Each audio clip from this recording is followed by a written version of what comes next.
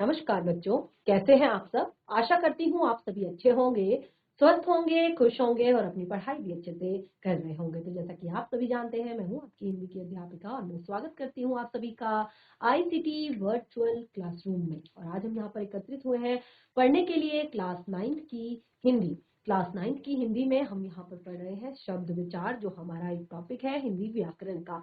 तो देखिए, शब्द विचार हमारा जो ये टॉपिक है, इसमें हम अर्थ के आधार पर शब्द भेद यहाँ पर कंप्लीट कर चुके हैं।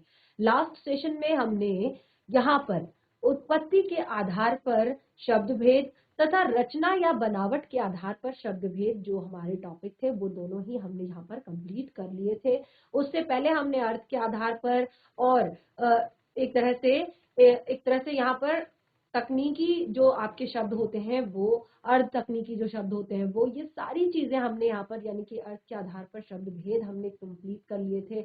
उसके बाद हमारा दूसरा यहाँ पर जो पार्ट था, वो हमारा था जिसमें हम व्याकरणिक विवेचन के आधार पर शब्दों को जानते हैं। देखिए, शब्दों का वर्गीकरण अर्थ की दृष्टि से, प्रयोग की दृष्टि से, स्रोत, इतिहास या उत्पत्ति की दृष्टि से, और उसके बाद जो नंबर 4 यहाँ पर पॉइंट था, वो जो कि रचना की दृष्टि से शब्द भेद, वो हमने यहाँ पर पढ़ लिया था। और इसमें हमने रूढ़ शब्द पढ़े, यौगिक शब्द पढ़े और योग रूढ़ शब्द पढ़े। रूढ़ शब्द क्या होते हैं? जो काफी समय पहले से चीजों के लिए, किसी भी प्राणी के लिए, किसी भी व्यक्ति के लिए, किसी भी वस्तु के लिए, किसी भी स्थान के लिए बहुत पुराने समय से प्रयोग किए जाते हैं और उनका एक ही अर्थ केवल होता है।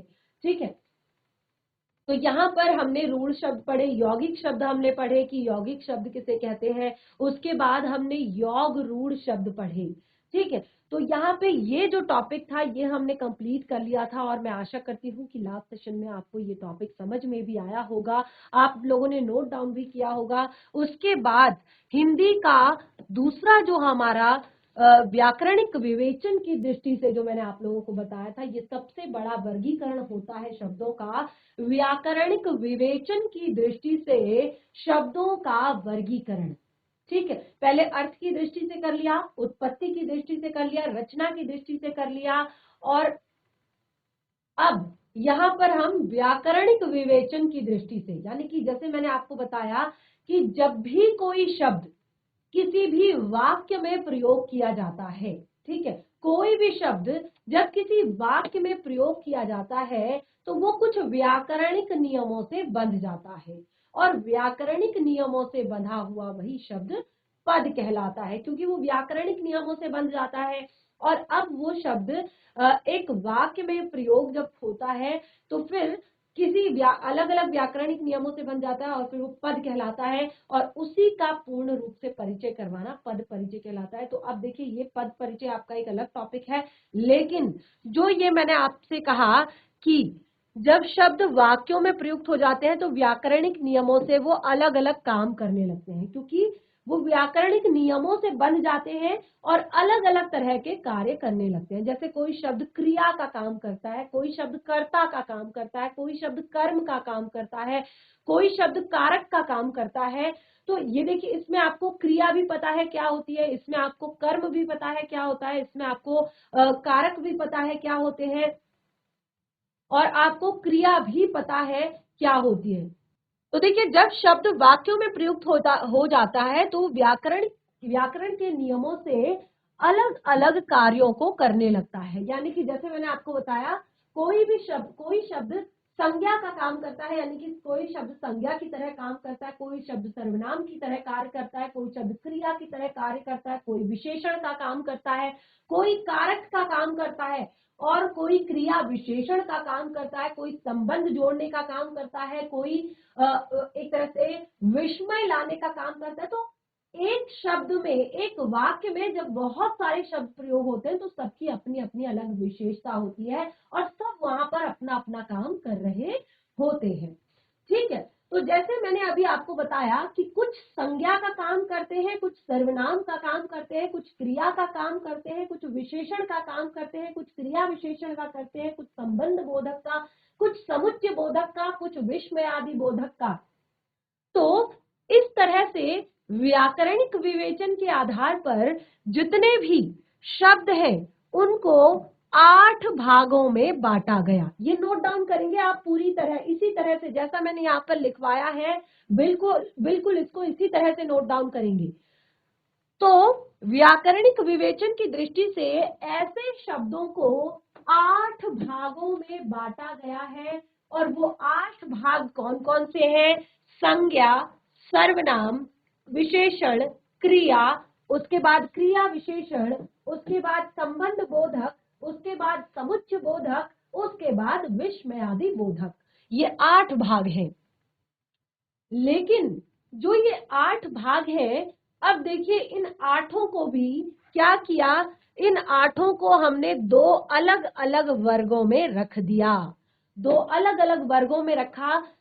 इसमें से जो 4 तरह के शब्द थे जो कि अपने आप में परिवर्तन ले आते हैं, अपने आप को चेंज कर लेते हैं, लिंग के आधार पर, वचन के आधार पर, काल के आधार पर, कारक के आधार पर, उनको कहा विकारी शब्द।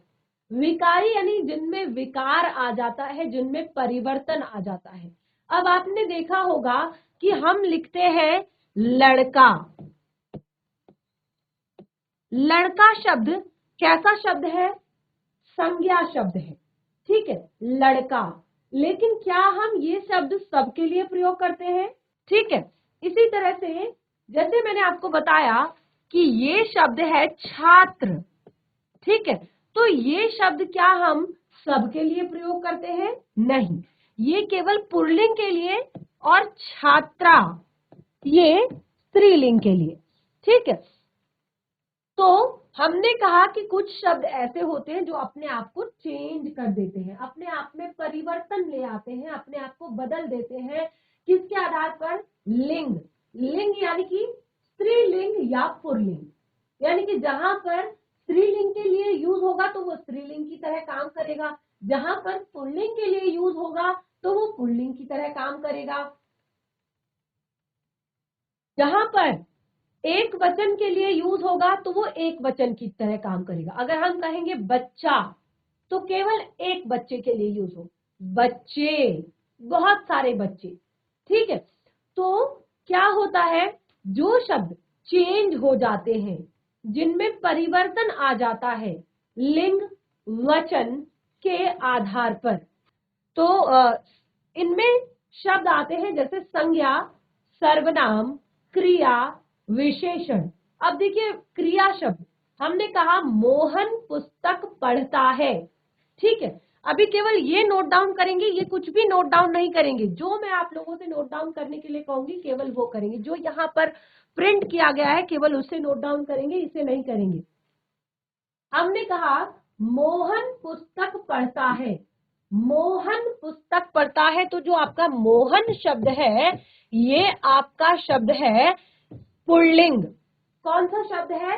पुल्लिंग शब्द है, यानी कि ये बॉय का नेम है। और हमने कहा मोहन पुस्तक पढ़ता है, तो जो मोहन है वो पुल्लिंग है, तो उसके लिए क्रिया भी क्या होगी? क्रिया भी होगी पढ़ता है, ठीक है। लेकिन तो देखिए हमने कहा विकारी यानी कि जिनमें परिवर्तन आ जाता है, जैसे संज्ञा, सर्वनाम, विशेषण, क्रिया। तो क्रिया शब्द जो जैसे मैंने आपको बताया कि मोहन पुस्तक पढ़ता है, ये क्रिया है, ठीक है। चलता है, चलना, सोना, खाना, पीना, ठीक है, ये सब क्या है? क्रिया है। तो यहाँ पर हमने कहा मोहन पुस्तक पढ़ता है, तो यहाँ पर जो मोहन पुस्तक पढ़ता है शब्द हमने यूज किया है, ये क्या किया है? पुल्लिंग के लिए यूज किया है। अगर हम कहेंगे कि सीमा पुस्तक पढ़ती है, पढ़ती है क्रिया है, और ये हमने किसके आधार पर लिखी है? स्त्रीलिंग के आधार पर लिखी है। तो आप देख सकते हैं संज्ञा, सर्वनाम, विशेषण या क्रिया। अगर मैं कहूं कि गीता अच्छी लड़की है, अच्छी, ठीक है, और श्याम अच्छा लड़का है, तो आप देख पा रहे हैं कि इन दोनों ने अपने आप को परिवर्तित किया है लिंग के आधार पर, यानी कि स्त्रीलिंग के लिए हमने लिखा कि अच्छी लड़की है, और पुल्लिंग के लिए हमने लिखा कि अच्छा लड़का है। ठीक है, तो इस तरह से आप देख पा रहे हैं कि संज्ञा है या सर्वनाम है या विशेषण है या क्रिया है, ये सारी चीजें जो है ये क्या करती हैं, अपने आप को चेंज करती है, परिवर्तित करती है, तो इसीलिए इन्हें कहा है विकारी। तो यहाँ पर आप एक और नई चीज सीखेंगे। देखिए, ये मुझे लगता है आप जब क्लास 8th में है होंगे तो उस टाइम पे भी मैंने आप लोगों को बहुत अच्छे से ये टॉपिक पढ़ाया है कि विकारी किसे कहते हैं और अविकारी किसे कहते हैं। ये अलग से आपके हिंदी व्याकरण में प्रॉपर से एक टॉपिक है, विकारी और अविकारी शब्दों का। तो यहाँ पर अब देखिए 4 चीजें हैं, संज्ञा, सर्वनाम, क्रिया, विशेषण। तो जिसमें से ये चीजें मुझे लगता है कि बचपन में सबने पढ़ी हैं, और क्लास 6 से 8 तक आते आते तो सबको बहुत अच्छे से संज्ञा, सर्वनाम, क्रिया, विशेषण लगभग क्लियर हो जाते हैं। ठीक है, तो ये सब होते हैं आपके विकारी शब्द। क्या होते हैं? विकारी, यानी कि इनको आप परिवर्तनशील भी कह सकते हैं, परिवर्तित हो जाते हैं, चेंज हो जाते हैं। और अविकारी, अविकारी यानी कि जो परिवर्तित नहीं होते, जिनमें कोई विकार नहीं आता, जो चेंज नहीं होते। ठीक है, और अविकारी का एक और नाम है अव्यय शब्द। अविकारी शब्दों का एक और नाम है जिसको कहते हैं अव्यय शब्द। ठीक है, तो अविकारी या अव्यय शब्द भी कह सकते हैं। ये आपका बहुत ही महत्वपूर्ण टॉपिक होता है, इसको आप पूरा अच्छे से पढ़ेंगे। इससे पहले देखिए, मैं आपको कोई भी चीज ऐसी नहीं है जिसको मैं छोड़ूंगी, हर चीज मैं आपको कराऊंगी, लेकिन ये आपका बहुत ही महत्वपूर्ण टॉपिक है, अविकारी। और अविकारी को ही अव्यय शब्द भी कहते हैं, अविकारी को ही अव्यय शब्द भी कहते हैं। और इसके अंतर्गत आता है क्रिया विशेषण, संबंध बोधक, समुच्चय बोधक, विस्मयादि बोधक। क्रिया विशेषण किसे कहते हैं? क्रिया विशेषण। तो इसके लिए आपको पहले विशेषण पढ़ना होगा। ठीक है, संबंध बोधक, संबंध बोधक यानी कि संबंध बताने वाला। समुच्चय बोधक, इन दोनों के बीच समुच्चय बोधक शब्द क्या है, इनको जोड़ने वाला शब्द कौन सा है? विस्मयादि बोधक, किसी भी वाक्य में दुख, घृणा, हर्ष, खुशी, आश्चर्य आदि का बोध कराने वाले शब्द को कहते हैं विस्मयादि बोधक। ठीक है, तो ये है आपके अविकारी, यानी कि अविकारी, अव्यय। अविकारी यानी कि जिनमें विकार उत्पन्न नहीं होता, जो परिवर्तित नहीं होते, हर सिचुएशन में लिंग के आधार पर, वचन के आधार पर, काल के आधार पर, पुरुष के आधार पर अपने आप को चेंज नहीं करते हैं। अव्यय यानी कि जिनका कुछ भी व्यय नहीं होता, जिनका कुछ भी खर्च नहीं होता, उन्हें कहते हैं अव्यय शब्द। तो देखिए, ये मैंने आपको बताया कि ये एक प्रॉपर अलग सा आपका टॉपिक है, इसको अब हम अच्छे से यहाँ पर पढ़ेंगे। तो उससे पहले हम यहाँ पर जो हमारे विकारी शब्द है, इन पर जरा सा यहाँ पर डिस्कशन कर लेते हैं। तो विकारी शब्दों में सबसे पहला टॉपिक आप देख पा रहे हैं, क्या है? विकारी शब्दों में सबसे पहला टॉपिक क्या है? यहाँ पर आप सबकी स्क्रीन पर दिखाई दे रहा है सामने, विकारी शब्दों में सबसे पहला टॉपिक क्या है? जीआईसी मवानी दावा, बच्चे आप नोट डाउन कर रहे हैं, सबसे पहला टॉपिक क्या है? यस, संज्ञा है। जाहिर सी बात है, पहला टॉपिक है संज्ञा। तो क्लास 9th के आप बच्चे हैं, मुझे लगता है संज्ञा की परिभाषा तो सबको आती होगी। फटाफट माइक लेंगे जीआईसी मवानी दावा बच्चे, संज्ञा किसे कहते हैं? Yes, very good. और मुझे इसी तरह का एक तरह से रिएक्शन आप लोगों का चाहिए कि फटाफट से, क्योंकि ये आपकी क्लास है, यहाँ पे हमें बिल्कुल भी टाइम वेस्ट नहीं करना है। यस बच्चा, आपको अनम्यूट कर दिया गया है, बोलिए। Hello ma'am. Yes, good morning. किसी प्राणी, वस्तु, स्थान, दशा या भाव के नाम को बताने वाले शब्द को संज्ञा कहते हैं। Very good. तो ये जो संज्ञा की परिभाषा है, देखिए संज्ञा किसे कहते हैं? आप चलिए बैठ जाइए बच्चा, वेरी गुड, बैठ जाइए। देखिए संज्ञा किसे कहते हैं, जब हम छोटी क्लासेस में होते हैं, अभी आपने एक साथ में बता दिया कि संज्ञा किसे कहते हैं, लेकिन हम जानते कैसे हैं कि ये संज्ञा है। देखिए कैसे जानते हैं, अब आप अपनी क्लास में बैठे हैं तो आप अपनी क्लास के सराउंडिंग, अपने आसपास एक बार नजर घुमाइए और आप देखेंगे कि आप हर चीज को जानते हैं, लेकिन कैसे जानते हैं, उसके नाम से जानते हैं। आपके बगल में जो आपकी सहेली बैठी है उसको आप कैसे जानती हैं, उसके नाम से जानती है। जो बॉयज आपस में एक दूसरे को जानते हैं वो कैसे जानते हैं, या आपस में आप एक दूसरे को कैसे जानते हैं, नाम से जानते हैं। आपके हाथ में पेन है कि क्या कहते हैं, मेरा पेन दे तो जरा, मेरी बुक दे दे, मेरा बैग दे दे, मेरी वाटर बॉटल कहाँ है, मेरा लंच बॉक्स तूने खा लिया। ये व्हाइट बोर्ड साफ करना है, ये ब्लैक बोर्ड को क्लीन करना है, ये टेबल ठीक कर दे, ये चेयर जरा खिसका दे। तो ये सब क्या है, नाम। ये सब क्या है, नाम। आपके सराउंडिंग, आपके आसपास जितनी भी चीजें हैं, आप उन सबको कैसे जानते हैं, नाम से जानते हैं। तो जो भी नाम वाले शब्द हैं, चाहे फिर वो किसी व्यक्ति का हो, किसी वस्तु का हो, किसी स्थान का हो, किसी प्राणी का हो, किसी भाव का क्यों ना हो। भाव क्या होते हैं, फीलिंग्स, चाहे फिर वो क्रोध, चाहे फिर वो घृणा, चाहे फिर वो हंसना, चाहे फिर वो रोना, चाहे फिर वो बचपन, चाहे फिर वो बुढ़ापा, चाहे फिर वो अमीरी, चाहे फिर वो गरीबी। ठीक है, तो जितनी भी चीजें आपके सराउंडिंग, उनको आप नाम से जानते हैं। तो छोटे बच्चों को केवल एक लाइन में संज्ञा की परिभाषा सिखाते हैं कि नाम वाले शब्दों को संज्ञा कहते हैं, जो नाम वाले शब्द होते हैं। अब नाम तो सबके होते हैं, व्यक्ति, वस्तु, स्थान, प्राणी, भाव। ठीक है, तो हमने परिभाषा बनाई कि किसी भी व्यक्ति, वस्तु, स्थान, प्राणी अथवा भाव के नाम को संज्ञा कहते हैं। तो सब क्लियर है संज्ञा से, संज्ञा किसे कहते हैं। अब यहाँ पर सबको कंफर्म हुआ। The naming words are called noun. नाम वाले शब्दों को संज्ञा कहते हैं। ठीक है, केवल नाम वाले शब्दों को, फिर वो व्यक्ति, वस्तु, स्थान, प्राणी अथवा भाव।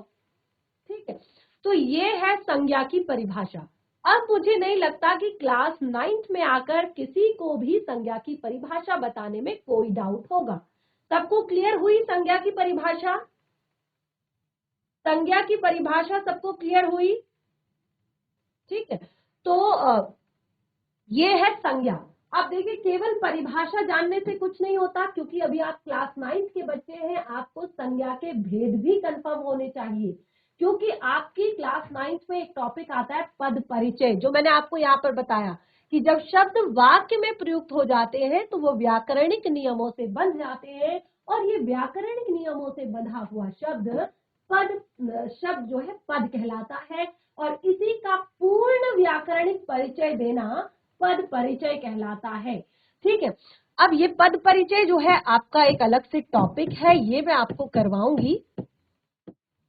ठीक है, ये मैं आपको करवाऊंगी, लेकिन अब उसके लिए संज्ञा के भेद किस किस को पता है, किसे कहते हैं संज्ञा। संज्ञा के भेद कितने होते हैं,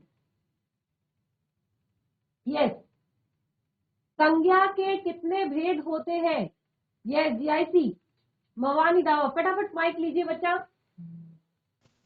यस, कौन कौन से भेद होते हैं बच्चा। व्यक्तिवाचक संज्ञा, भाववाचक संज्ञा, यस, जातिवाचक संज्ञा। यस, मैम दो याद नहीं आ रहे। समूह या समुदाय वाचक संज्ञा और द्रव्यवाचक संज्ञा। तो जो आपने तीन जो संज्ञा के भेद बताए, मुख्य रूप से संज्ञा के तीन ही भेद होते हैं, व्यक्तिवाचक संज्ञा, जातिवाचक संज्ञा और भाववाचक संज्ञा। मुख्य रूप से संज्ञा के तीन ही भेद होते हैं, लेकिन जो जातिवाचक संज्ञा है, इसी से रिलेटेड हमारे दो और संज्ञाएं होती हैं, जिसे हम कहते हैं समूह या समुदायवाचक, और अगला नंबर 5 द्रव्यवाचक संज्ञा। Very good. सबसे पहले तो नेम बताइए बच्चा, आप अपना नाम बताइए। Ma'am Manisha Dhami. Yes, clap करेंगे सभी बच्चे मनीषा के लिए। वेरी गुड, बहुत अच्छे। बैठ जाइए बच्चा। तो क्योंकि क्लास 9th में आके मुझे आप लोगों से इतनी तो एक्सपेक्टेशंस है कि आप लोगों को संज्ञा की परिभाषा और संज्ञा के भेद पता होंगे। तो जहां तक मुझे लग रहा है कि काफी अच्छा रिस्पॉन्स आप लोग कर रहे हैं। तो संज्ञा की परिभाषा और संज्ञा के भेद, देखिए यहाँ पर आपने सारे क्लियर कर दिए। संज्ञा के मुख्य रूप से 3 भेद होते हैं, व्यक्तिवाचक, जातिवाचक और आपका यहाँ पर भाववाचक। उसके बाद समूह या समुदायवाचक और उसके बाद आता है आपका द्रव्यवाचक। अब देखिए व्यक्तिवाचक किसे कहते हैं। अब मैंने अभी आपको संज्ञा की परिभाषा बताई कि नाम वाले शब्दों को संज्ञा कहते हैं। व्यक्ति का नाम, वस्तु का नाम, स्थान का नाम, प्राणी का नाम, भाव का नाम, सब कुछ संज्ञा है। ठीक है, तो संज्ञा में अब मैं कह रही हूं कि संज्ञा के भेद, देखिए संज्ञा के रूप भी हैं जो मैं यहाँ पर आपको नेक्स्ट सेशन में पूरा प्रॉपर ये संज्ञा टॉपिक जो है मैं आपको लिखवाऊंगी। वैसे तो मुझे नहीं लगता कि आपको बहुत ज्यादा इसमें लिखने की जरूरत है क्योंकि आप लोग को चीजें यहाँ पर पता है, लेकिन एक बार रिवीजन हमें करना होगा कि संज्ञा किसे कहते हैं। ठीक है, अब इसमें मैंने कहा कि व्यक्तिवाचक संज्ञा, व्यक्तिवाचक यानी कि आप इंग्लिश में इसको कहते हैं प्रॉपर नाउन। जब आप किसी एक व्यक्ति का, ठीक है, जब आप किसी एक व्यक्ति के बारे में बात करते हैं तो उसको कहते हैं व्यक्तिवाचक। एक व्यक्ति, एक वस्तु, एक स्थान, एक प्राणी, एक भाव, एक चीज के बारे में जब आप बात करते हैं तो उसको कहते हैं व्यक्तिवाचक संज्ञा। ठीक है, जैसे मैंने कहा कि मोहन अच्छा लड़का है, मोहन अच्छा लड़का है। तो अब देखिए जो मोहन है मैंने यहाँ पर नाम लिया है। ठीक है, तो नाम जो है यहाँ पर मैंने किसी एक विशेष का नाम लिया है। मैंने आप सबकी बात नहीं की, मैंने केवल एक बच्चे के लिए कहा कि मोहन अच्छा लड़का है, मोहन बहुत मेहनती है, मोहन बहुत बुद्धिमान है। तो देखिए मैं यहाँ पर केवल एक नाम ले रही हूं। तो जो यहाँ पर ये मोहन शब्द है ये क्या है, व्यक्तिवाचक संज्ञा है, किसी एक व्यक्ति के लिए यहाँ पर प्रयोग किया जा रहा है। जैसे आपके पास पुस्तकें हैं बहुत सारी, ठीक है, लेकिन उन पुस्तकों में मैं अगर कहूं कि हम आज आपकी हिंदी की क्षितिज पाठ्य पुस्तिका भाग 1 को पढ़ेंगे। ठीक है, आपके बैग में बहुत सारी पुस्तकें हैं, लेकिन मैंने कहा कि आज हम आपकी हिंदी की क्षितिज भाग पुस्तिका भाग 1 को पढ़ेंगे। तो ये क्षितिज भाग 1 ये क्या है, ये है आपकी व्यक्तिवाचक संज्ञा, क्योंकि मैंने एक आपकी बुक का नाम लिया है। ठीक है, ये मैंने एक नाम आपकी बुक का लिया है, तो ये है व्यक्तिवाचक संज्ञा। इसी तरह से जातिवाचक संज्ञा, यानी कि अब ये क्या करता है, किसी एक व्यक्ति का नाम ना लेकर, किसी एक वस्तु का नाम ना लेकर, किसी एक शहर का नाम, जगह का नाम ना लेकर सबका बोध कराता है, यानी कि पूरी जाति का बोध कराता है। अब जैसे आपके स्कूल में कितने सारे अध्यापक होंगे, ठीक है, अब मैंने किसी एक का नाम तो नहीं लिया, ठीक है, किसी एक का नाम नहीं लिया, मैंने कहा अध्यापक, तो उसमें मेल भी होंगे फीमेल भी होंगी। ठीक है, तो ये पूरी अध्यापक जाति का बोध करा रहा है जब, तो इसको कहेंगे जातिवाचक संज्ञा। ठीक है, इसी तरह से मैंने शब्द लिखा शहर, मैंने शब्द लिखा शहर, तो किसी एक शहर का नाम नहीं लिया, ना मैंने दिल्ली कहा, ना मैंने आगरा कहा, ना मैंने देहरादून कहा, ना मैंने मसूरी कहा, ना मैंने हरिद्वार कहा, तो मैंने कहा शहर। ठीक है, तो शहर यानी कि इसमें आपके सारे शहर आ जाते हैं। ठीक है, छात्र, मैंने किसी एक बच्चे का नाम नहीं लिया, या कक्षा। ठीक है, कक्षा शब्द आपका एक तरह से आपका समूहवाचक में आएगा, मैंने कहा छात्र, तो मैंने किसी एक बच्चे का नाम ना लेकर मैंने पूरी कक्षा को संबोधित किया, कहा छात्र, तो ये भी आपका जातिवाचक संज्ञा के अंदर आता है। उसके बाद आता है भाव, तो व्यक्ति के गुण, व्यक्ति के दोष, व्यक्ति का एक तरह से स्वभाव, उसका अवस्था, ये सारी चीजें आती हैं आपकी भाववाचक संज्ञा के अंतर्गत।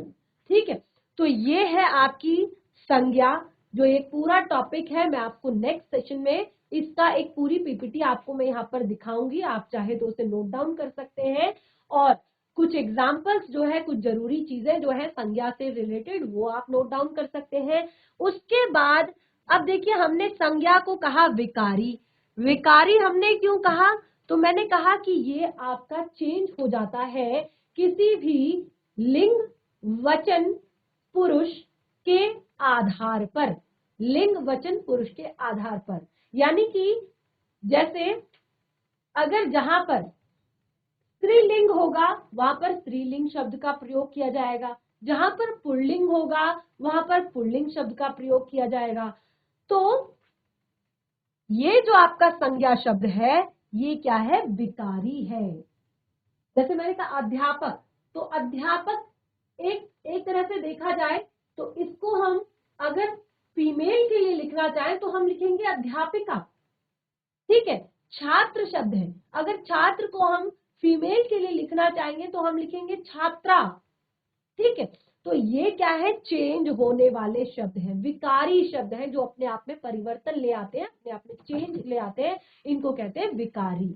तो इस तरह से आज हमने यहाँ पर सबसे ज्यादा महत्वपूर्ण पॉइंट अपना डिस्कस किया है, विकारी और अविकारी। और हिंदी व्याकरण के लिए, हिंदी व्याकरण में क्लास 9th के लिए ये टॉपिक बहुत ज्यादा महत्वपूर्ण है। तो नेक्स्ट सेशन में लगभग हम इन सारी चीजों को यहाँ पर क्लियर कर लेंगे। वैसे तो सबसे ज्यादा जरूरी इसमें क्रिया भी आता है, विशेषण भी आता है, जो आपके टॉपिक्स हैं एग्जाम के, तो इनको भी हम अलग से यहाँ पर डिस्कस करेंगे। आज जो कुछ भी पढ़ाया है, जो कुछ भी आपने नोट डाउन किया है, उसको घर पर जाकर एक बार जरूर रिवाइज करें। हम अपने टॉपिक को कंटिन्यू करेंगे नेक्स्ट सेशन में। तब तक के लिए धन्यवाद। आपका दिन शुभ हो।